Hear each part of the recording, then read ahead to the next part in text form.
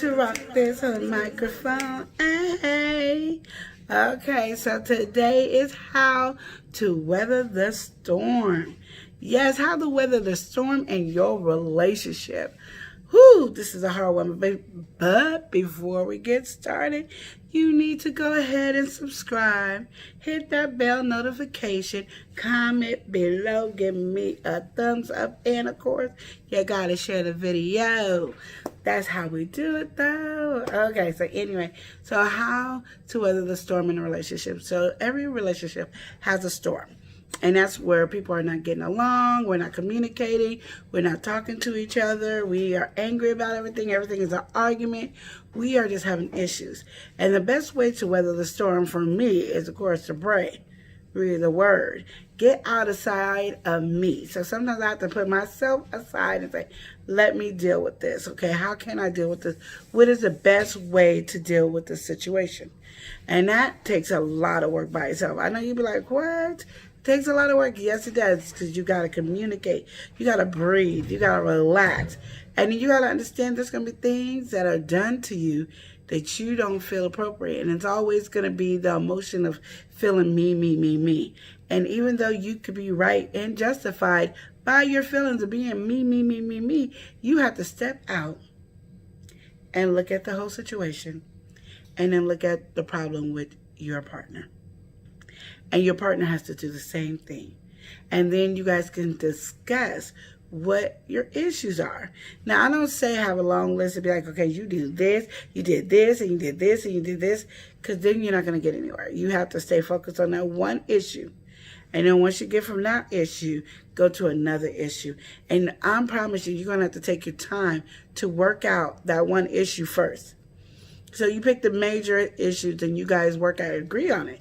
Okay, this is where I had a problem with it, with you at. And then the person goes, oh, I had this problem with you. And then you go, okay, so how could we have solved it? What is the problem? Then you can understand where you're not getting along and then start really listening to each other. When you're in the heated debate or argument, you know, you want to be right and you want the person to be wrong, you tune them out and you stop listening and you just come to the point of having your conversation, where's your way, and you already have a response for something that's not already there. So it's just amazing how that happened.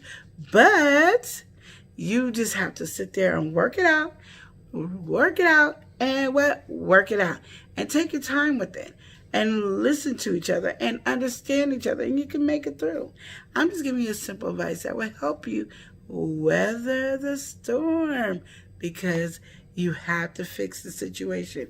You can't just push it under the rug, because that's what you've been doing, pushing everything under the rug, and now you guys are in this big old storm and don't know how to get out the storm.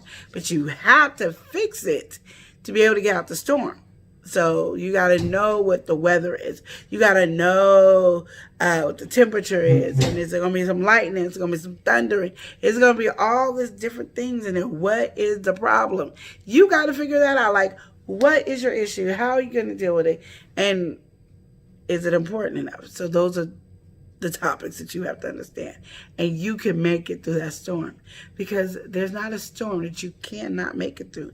But if you jump out that boat in the midst of that storm, you could be leaving the best part of you. And then you feel right now, oh, I feel good. I had to leave him alone. I had to leave her alone. I feel good about my decision. But baby, in about a month or some years hit, you're going to be wishing you had that relationship. And then you're going to be like, that storm wasn't really that bad. It was a storm. It just had a whole bunch of stuff that was making that storm be really rocky. And so your emotions is everywhere. You're feeling like you're confused and crazy and just can't take it anymore. And I've told you guys this before. This is why people who got married and been married for 30, 40, 50, 60 years get a divorce, because they done swept everything under the rug and nobody fixed it. And then now they got in a boat trying to go sail somewhere, and all that stuff just followed them and made the trip horrible, because there's no listening, there's no communication. And of course, you already know what I said before. You got to have some intimacy, and that intimacy does not mean sex, does it? It means building and connecting and making that relationship bond. You grow together. You know what I mean? Sometimes we're so busy being mad at each other and always got to be right that you grow apart from each other. And nobody's ever saying I'm wrong. Or one person saying I'm wrong all the time. I'm tired of saying I'm wrong. It's about time that other person saying they're wrong. No, there's no limits to this. We got to keep our champagne tear together. Work with me on this. You can do it. You can. You can work with me. Let's save a wonderful relationship. Let's continue to build and have a great relationship with one another and learn to love each other and care for each other and treat people the way we want to be treated. You got to treat your significant other the way you want to be treated. Your husband, the person you're in a relationship, your wife, all those people, you got to treat them the way you want to be treated, especially because you guys are always one. And if you're as one, then what you doing treating each other separately? Understood? So in the wave, in this motion of this relationship, you have to stay focused. You have to communicate. That is the number one cause of divorce, and you do not want to have that as your cause of divorce because you are worth it and your significant other is worth it. You need this. This is the person you chose, and they chose you, and you guys decided to become one. So how did we decide to separate from each other? And I used to tell people all the time, you have a kid, are you just going to leave your kids out there? You just going to divorce your kids and say, no, I'm not going to be your parent no more because you're not listening to me, because you're not following my rules, you're not doing this, you're not doing that? So you shouldn't be doing that with your other half of you, because once you got married, you're not by yourself. You guys joined together and you became one. So you need to work it out. You need to figure it out. And things that might make everybody else blow up and get mad does not mean that's the reason why you should blow up and get mad. It might not really bother you that way. Sometimes you got to jump outside yourself and go, does this really bother me as much as I'm making it seem like it bothered me? Or am I just saying it bothered me because when so-and-so went through it, it bothered them. And it makes sense to be mad because they were mad. And you don't know how many people do that in a relationship. Stop looking at somebody else's relationship and thinking it should be in your relationship. Because you didn't marry that person. You married who you marry. And certain things really don't bother us as much as we think. Now you can go, well, this really bothered me. And this, I'm really mad about this. And I am not taking it. That's how the women are doing. The men are like, yeah, I ain't taking it. She know me better than that. Okay. She might know you, but she don't know you better than that. Because you decided this is what's bothering you. And it's your emotion. And now you have to portray it to her. And the same way, vice versa, women, you have to portray it to him. Don't just assume, well, this only makes sense. I mean, like, it's common sense. It only makes sense that it's done this way. Don't assume your mate feels that way. Because it might not be common sense to your mate. So you have to listen to each other, understand each other, and take these moments to say, we can self-heal this. But would I tell you, people who are now getting married, don't sweep nothing under that rug. Deal with it. Do not sweep under the rug. You deal with whatever's bothering you right then and there, so that person knows. Because that person does not know what's bothering you because you assume they know. Because it only makes sense that they know. They don't know that. And we're not sweeping nothing under the rug. We're going to fix it today. So that's how you have to do it. So now you old timers been married for a while. Y'all need to get stuff out from under the rug. Okay.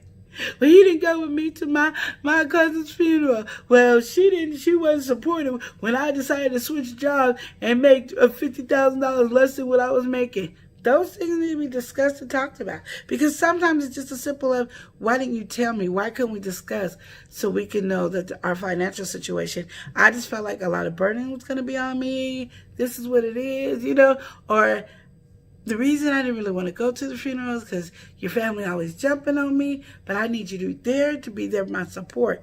I don't have anybody because my family's always jumping on everybody else. You're the only person I have at support. These are the simple conversations that you'd be like, oh, well, if you would have said that earlier, I would have got there. Well, I thought you knew. And then that's why we sweep stuff under the rug. And you realize that rug got a whole bunch of crap in there that didn't even need to be in there if we would have just, communicated with one another. You have to communicate with each other to build a great foundation, a great relationship, and make your marriage last forever and ever. Hey. Keith Sweat telling you to make it last forever. Okay, so are you going to make it last forever? Or are you just going to be like, oh, like everybody else, and just throw marriages around? No. Marriage is a bond. This is a commitment that you made. Not only did you make a commitment to the person that's in front of you, you did it in front of God and all your family and friends that you wanted to. Do you know what gets on my nerves? It's seeing people spend about $20,000 to $50,000 on a wedding or $100,000 on a wedding, and then they got the nerve to get a divorce. Like, no, you're going to weather this storm. We don't spend too much money. That's what you should say. We don't spend way too much money in this relationship. You're going to weather this storm. Get your butt back in the boat. Get the fishing pole.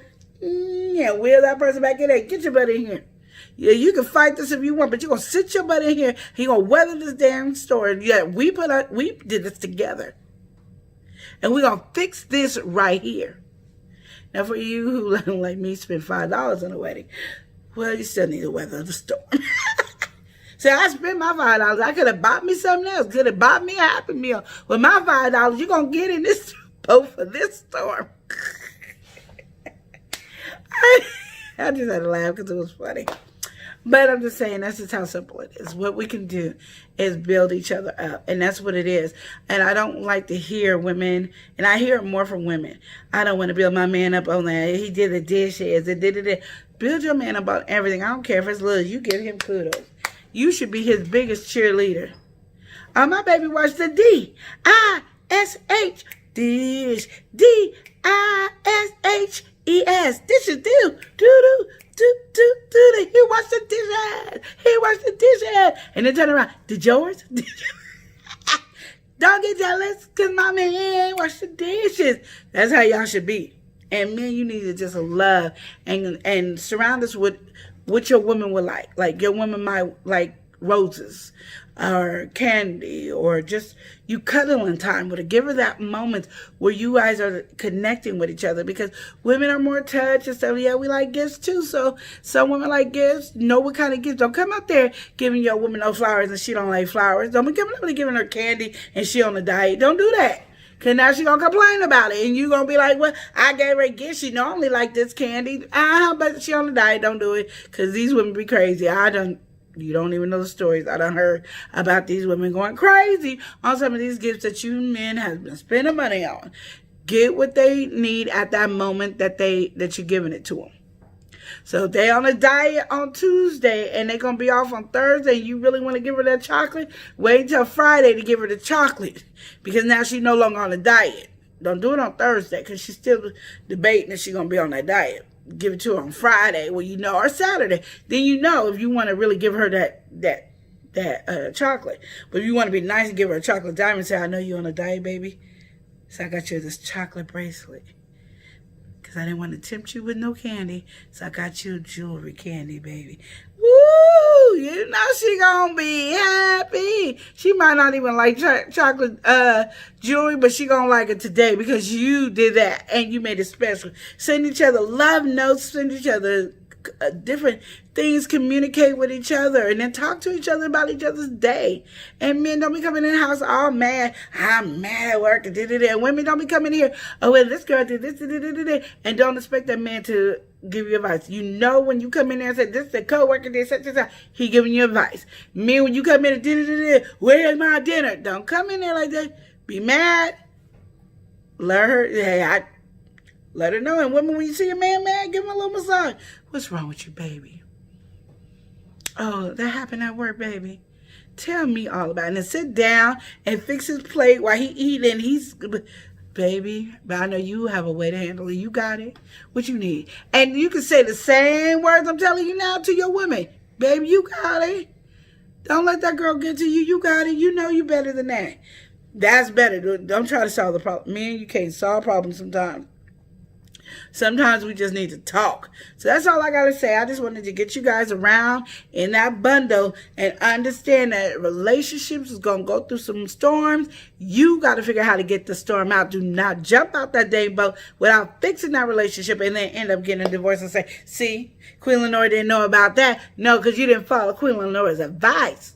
Now, anyway, I love y'all. Y'all beautiful. And I need you to do what? I need you to subscribe because you know this content was good. And give me a thumbs up and then comment below. And of course, share my video. And remember to love and live each day as if it were your last. Smooches. Yay!